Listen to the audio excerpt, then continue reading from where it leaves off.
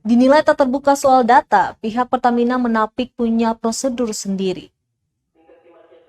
Dewan Perwakilan Rakyat Daerah DPRD Kota Ambon menilai PT Pertamina Maluku tidak terbuka terkait data bahan bakar minyak atau BBM bersubsidi.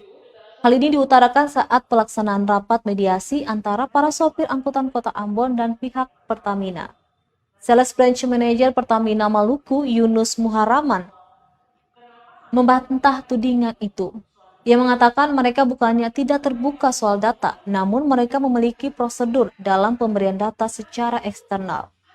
Menurutnya pihaknya pasti akan terbuka soal data, yang penting ada surat resmi dari pemerintah daerah Maluku.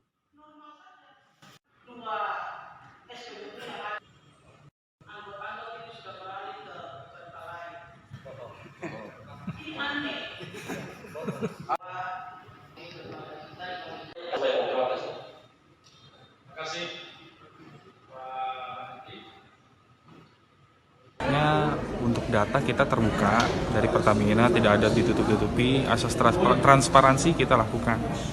Nah, hanya saja memang kita punya prosedur, gitu.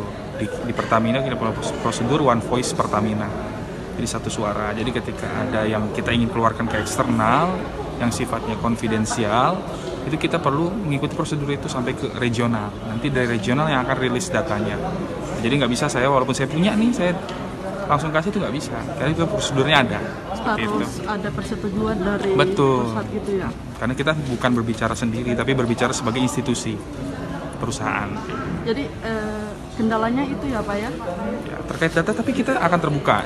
Yang penting nanti kita punya dasar juga. Jadi dari Pemda akan bersurat terkait kebutuhan data. Datanya mau kapan nih, dari kapan sampai kapan. Nah, nanti itu yang akan kita komunikasikan ke regional. Gitu. Rencananya nanti bisa diberikan kapan Pak? Tergantung nih surat dari Pemdanya kapan, kita nanti akan teruskan. Yang Seperti jelas itu.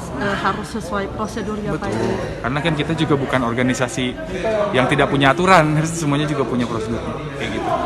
Tapi mungkin setelah ini kita bisa lakukan on-the-spot ke SPBU yang ada. Kalau alasannya nanti pakai tuan, ini izin pakai tuan. Terima kasih sudah nonton. Jangan lupa like, subscribe, dan share ya.